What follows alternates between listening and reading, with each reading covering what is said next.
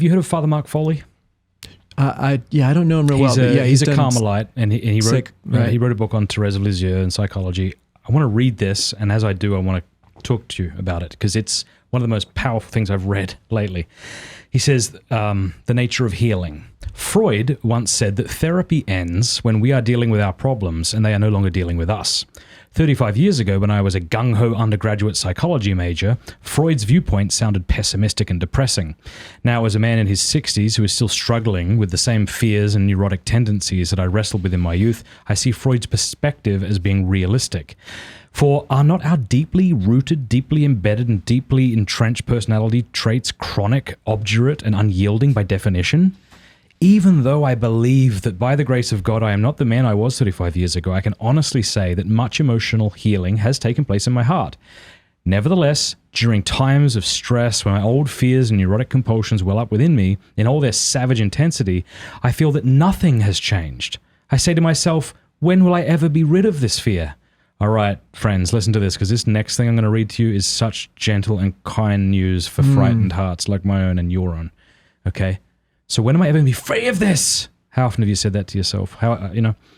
Once I could accept the answer, never. I felt a great weight taken off my shoulders, for I was released from the impossible goal of trying to become someone other than myself. I'll end it with this last line.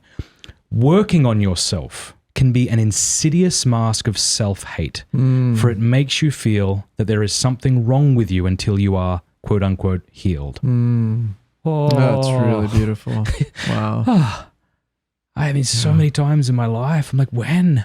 Why can't I be like that? Like, what is so wrong with me that I can't seem to get this part of me right? And so you would never think that the answer is, you'll never be free of it. Like, who would have thought that would have been so relieving? Yeah. Where's that from? I wish I could tell you. If you look up Father Mark Foley, it has Thérèse of Lisieux on the cover.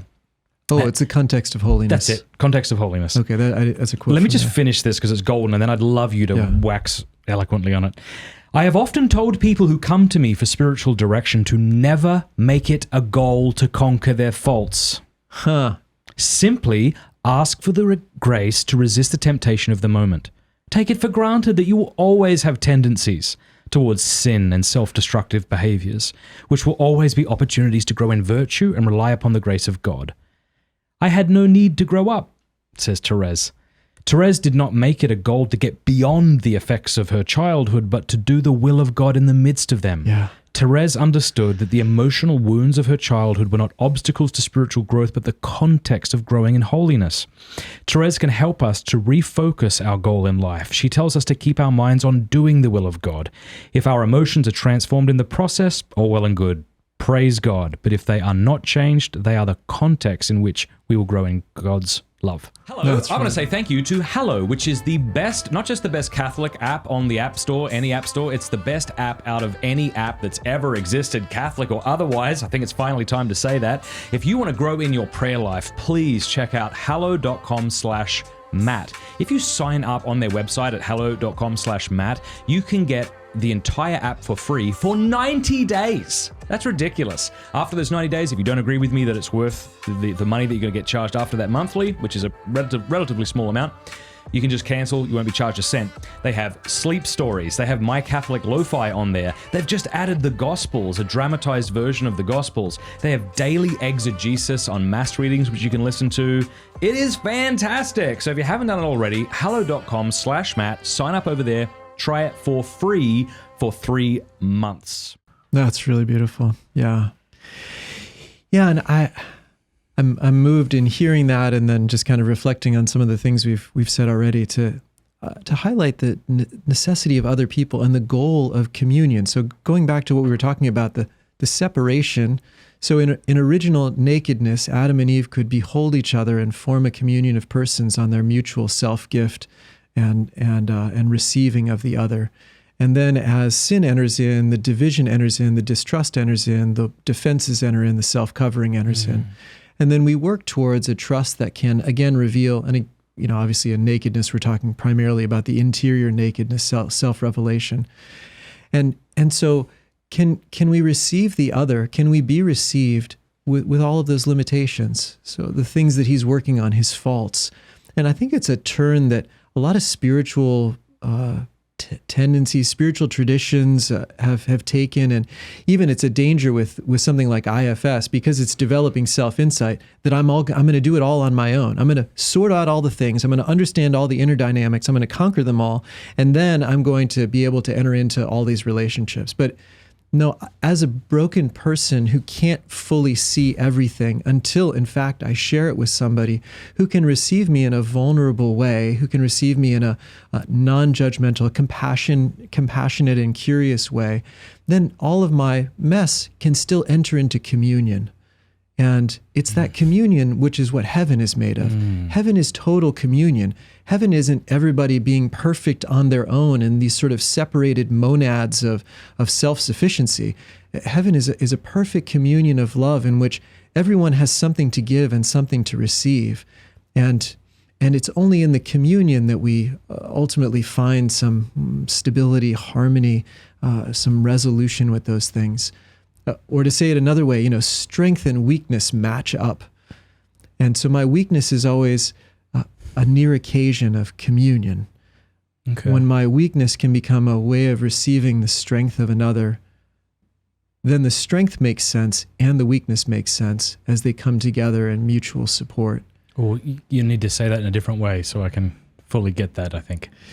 So when I have we can say it in a really utilitarian way. I have a hunger and you have a sandwich. And so your sandwich finds its value in my hunger. Okay. I have a heart that needs to be understood, a weakness. I can't solve my own problem.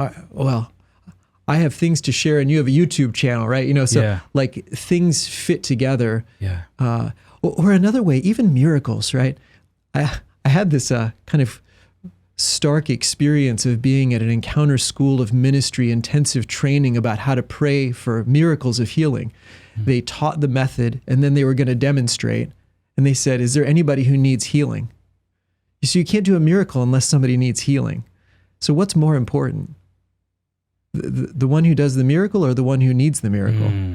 Well, they're both. They have to both exist. Important together. Yeah. And so many things find their resolution in communion. And so it's not all about me figuring out all of my faults. It's about me learning how to bring my faults into communion for them to be received and for me to be loved. And the person who loves is blessed by having those faults and my weakness, my brokenness to love.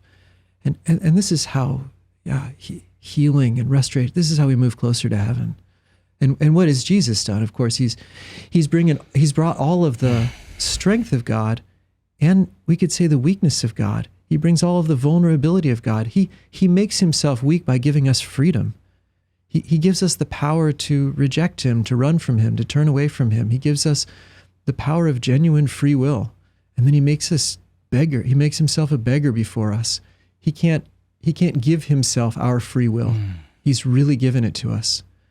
But then we also can't do it without him. I'm just thinking how diabolic it is to then think that I can't come to God unless I have my stuff together, right? Yeah, absolutely. When are you trying to say to me that it's my weaknesses and sins and all that gets healed in communion? That's right. And so if I think to myself, well, I can't come into communion until I get this taken care of, then I won't ever have this taken care of. Yeah.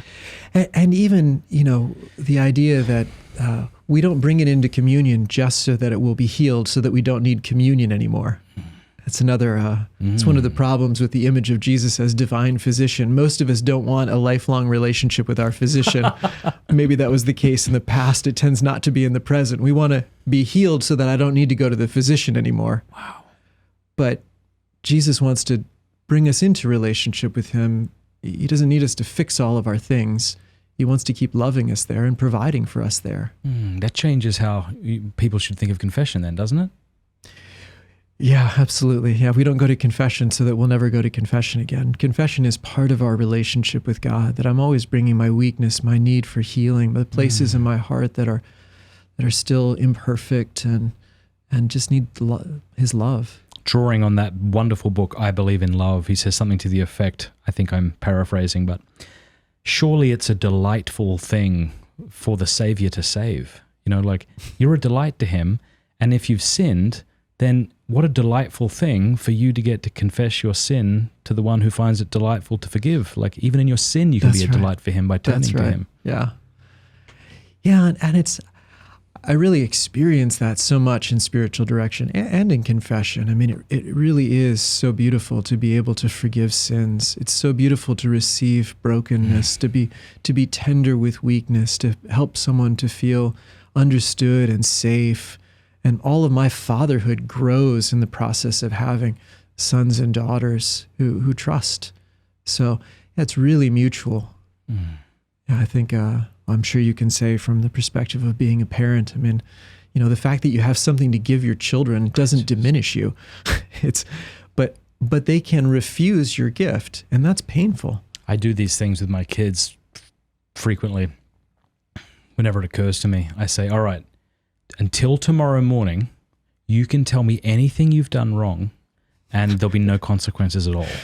I'll do this occasionally. Clearance sale. And I say, be anything. Like if you stole somebody's bike and then like set it on fire, like you can tell me anything at all. Like I give them these outrageous, outlandish ideas so that they can bring to me things they might be struggling with or that they've done. And like all I want as a father is vulnerability from them because they're so beautiful. I had a particular child. I asked this particular child about something. Did you do this? And the reflex was to lie.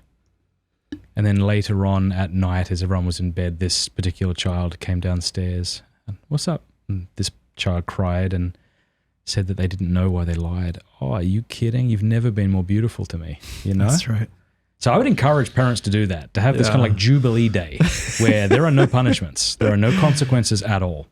And if you've stolen a bike and set it on fire, then dad will pay the money and you won't be nothing. That's all I want from my kids is I want them to know that there's nothing they could ever tell me that would make me, That's really beautiful.